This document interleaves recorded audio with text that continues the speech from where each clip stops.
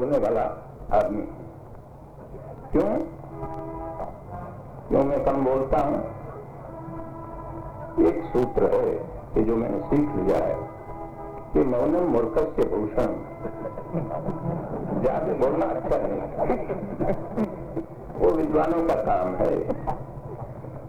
लेकिन जो हम बोले उसी के ऊपर हम न चल सके तो हमारा बोलना नुकसानकारी है।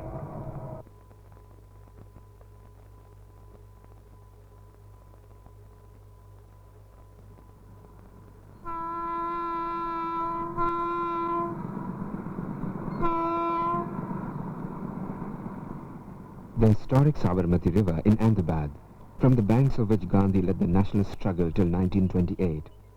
Also on its banks, a little further away, is another historic monument, Shahi Bagh. It is today a memorial to Sardar Patel, and like all memorials and statues, a symbol of our struggle against forgetting.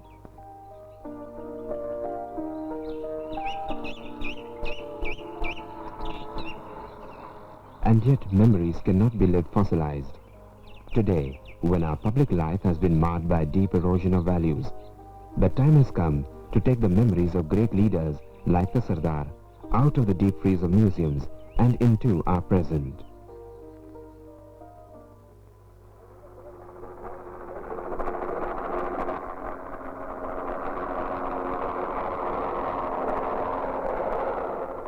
Safdarjung Airport, then Willingdon Airfield. The Sardar was here on the 27th of October 1947, watching a sortie start and another end, and waiting for the return of VP Menon with news from Kashmir. Kashmir was one of the 565 princely states in existence then. 565 princely states, some smaller than 5 square kilometers, but all pampered by the British and allowed to live under the illusion of being free, and given the option of joining either India, Pakistan, or remaining independent. What would the new India have been like, minus the princely states and minus Pakistan? A mutilated land with its edges crumbling, its fabric ridden with innumerable holes, holes that could easily tear apart the nation to shreds. It was in the strategic interests of all concerned that this be prevented. The job of integrating these princely states into the Indian Union required great tact, diplomacy, and a deep understanding of human nature. The Sardar convinced all the states to join in, with the exception of Kashmir, Junagadh and Hyderabad. Junagadh caved in, but there had to be police action before the Nizam of Hyderabad surrendered.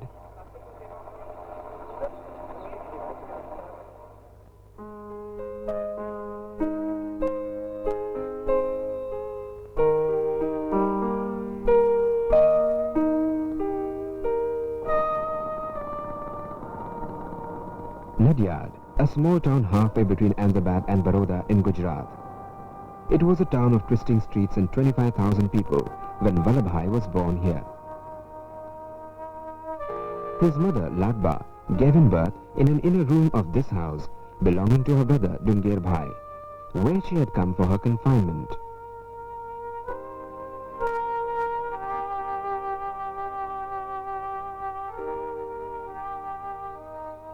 Vallabhbhai's childhood was spent not in Nadyad, but in Karamsad, 12 miles north, where his father Zaver Bhai tilled a 10-acre plot and owned a house.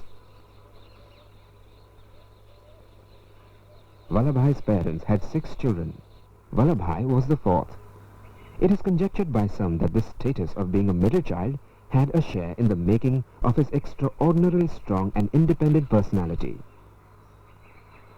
Zaver Bhai was burdened with debt, and his involvement in the Swaminarayan sect led him to become more and more a recluse and detached from his home. Deprived of adequate parental love, remembered last when clothes and sweets had to be shared, and first when any work needed to be done, Vallabhbhai learnt very early to fend for himself. At school, interesting character traits began to reveal themselves in the personality of little Vallabh. The Nadyad High School saw the emergence of a rebellious, mischievous but witty schoolboy who played little tricks on his teachers and regaled his friends with puns and jokes. The school register recording Vallabhbhai's name still exists.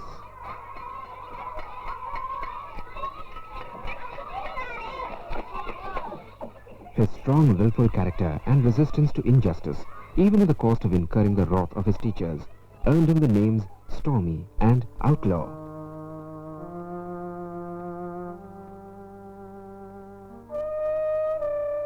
Vallabhbhai's family was indifferent to his education. He could easily, like his brothers Soma and Narsi, have taken to tilling the land, but he had other plans for himself.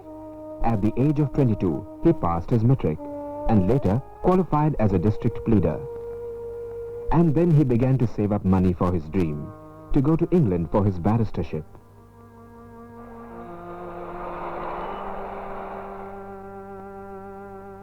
Vallabhbhai wanted to leave for England, but it was not to be. His wife Zaverba died suddenly of an intestinal ailment at the tender age of 29 years.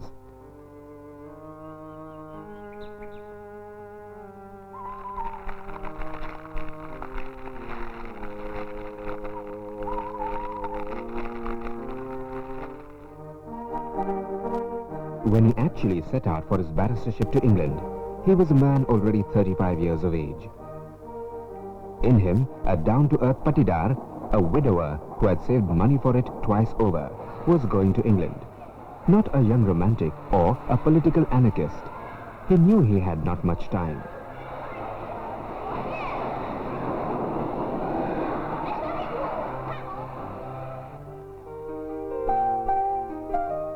Only a few yards away from the courts in Ahmedabad is the Gujarat Club, where many lawyers would assemble to play bridge, smoke, gossip and discuss politics.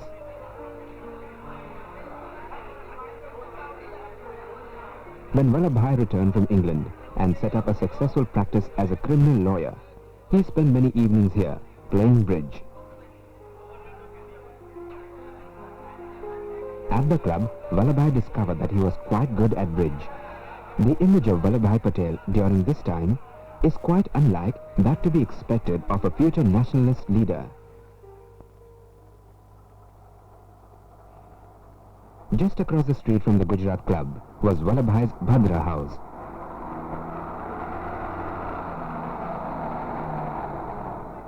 At this juncture, his interest in politics was minimal.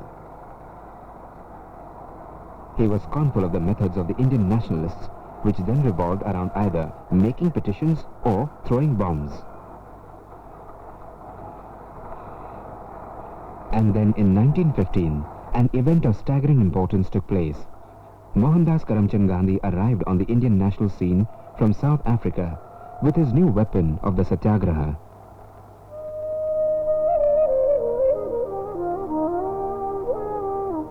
Vallabhbhai greeted this news with skepticism. One day when Gandhi arrived in the Gujarat Club to address a meeting, Vallabhbhai talked of him from his bridge table with great sarcasm and made everybody laugh. However, destiny had planned otherwise. Vallabhbhai, like many others, would soon be irrevocably drawn into Gandhi's magnetic field, never to return to his earlier life.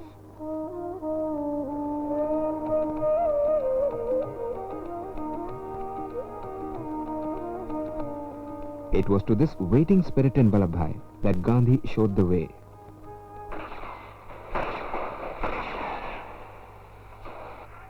Armed struggle rarely led to the arms being laid down after the struggle was won.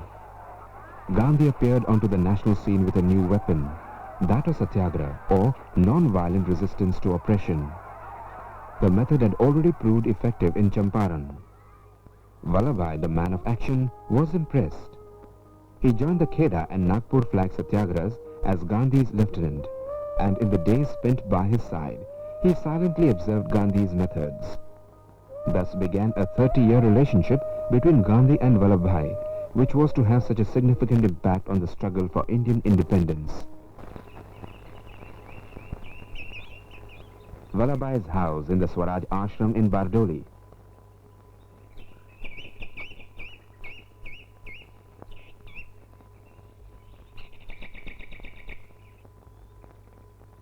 Even long after the Bardoli struggle was won, the house and the Swaraj ashram continued to be the center of political activity in Gujarat.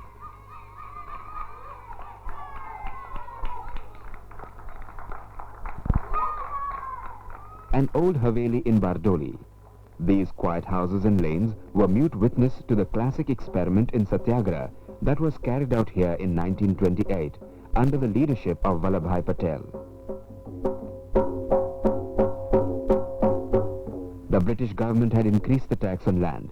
When all appeals to bring it down fell on deaf ears, the men and women of Bardoli launched a movement of complete non-cooperation. No barber would shave government servants, no carriage would carry them, and drums would be played when a government official entered the village, warning the villagers, and the streets would immediately become deserted. When the people refused to pay the land tax, their land was forfeited and cattle seized. The people of Bardoli remained firm and drew inspiration from Vallabhbhai, whom they fondly referred to as their Sardar. With the success of Bardoli, Vallabhbhai, the hero of the hour, was the natural choice for the presidentship at the annual Congress session at Lahore in 1929. Yet, Gandhi preferred Jawaharlal, and bowing to Gandhi's wishes, Patel withdrew. The Lahore session was historic because for the first time, Congress made complete independence its main goal and unfurled the tricolour on the banks of the river Ravi. Often, while recounting the story of the national movement, what takes center stage are the more dramatic and tangible events like campaigns, agitations, marches.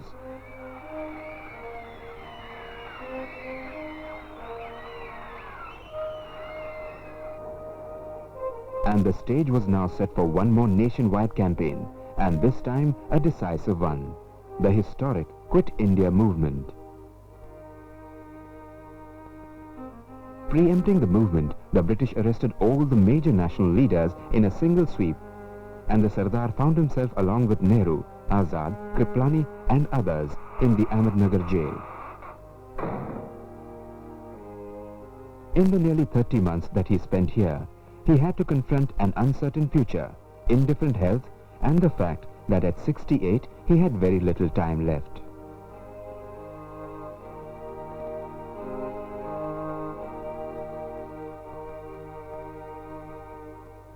Vallabhbhai and Maniben had an extraordinary relationship, rare between a father and a daughter. She lived with the Sardar, looked after him, travelled with him, regulated his appointments, and maintained a detailed diary of his movements and meetings. From 1927 onwards, she even spun all the yarn that covered his body.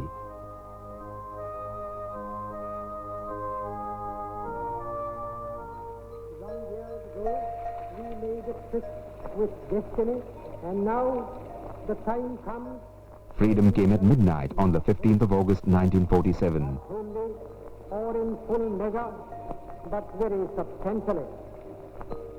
At the stroke of the midnight hour, when the world sleeps, India will awake to life and freedom.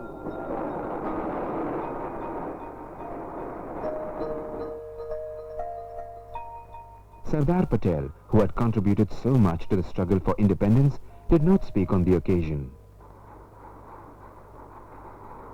Power had changed hands. Those who had so far resisted and opposed the rulers were now the new rulers of India. Once again, when it was time to choose a leader for the new India, it was not the organizer, the silent man of action, but the charismatic and popular visionary who donned the mantle of prime ministership.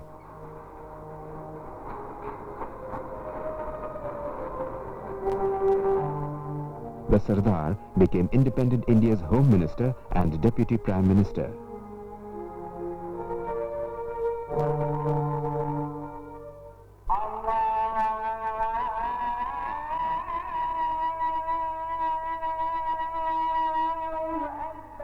Hardly had the euphoria of freedom abated when came the horrors of the partition.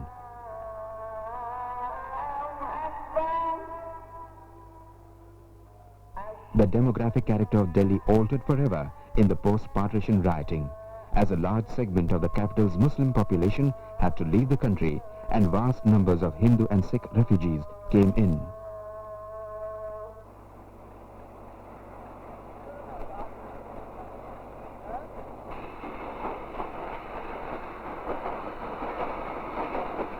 These were trying times for the nation, and especially for the Home Minister, who was responsible for handling the situation. Sardar managed this in the most effective and pragmatic way that he could. To the Sardar, the sovereignty of the country was of utmost importance. Whatever needed to be done to preserve it just had to be done. This explains the manner in which he executed the integration of the princely states. He did the job surely, swiftly and ruthlessly, using appeasement, persuasion and, if required, even force. He was at that time a man already 72 years old.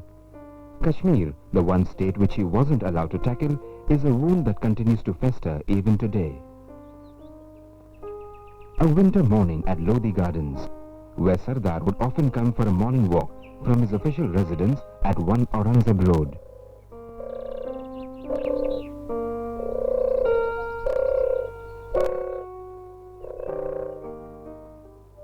The greatest source of pain to him were the growing differences that had arisen between him and the most important and beloved man in his life, Gandhi.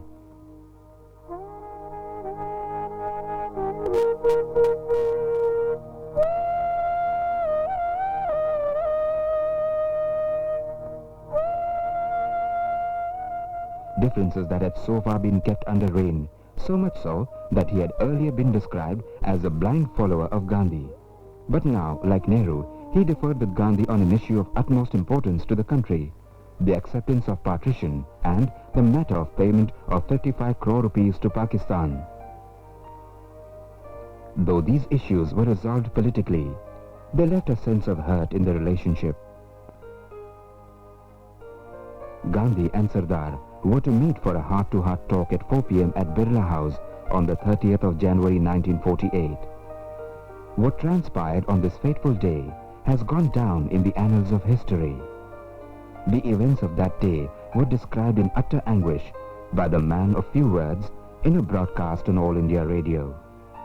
मेरा दिल दर्द से भरा हुआ है, क्या कहूँ क्या न कहूँ, ज़बान चलती नहीं है। आज का अवसर भारतवर्ष के लिए बड़ा दुख, शोक और परम का है। एक नौजवान हिंदू ने गांधी जी को प्रार्थना की जगह पर जाते अपनी पिस्तौल चला के 3 गोली चलाई।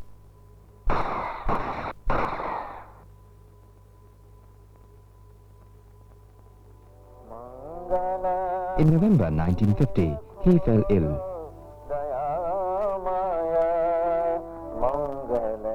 When Mani heard the words of the bhajan, Mangal Mandir Kholo, on his lips, she knew that the end was near. The Sardar passed away on the 15th of December 1950, leaving behind him a legacy of selflessness, courage and determination.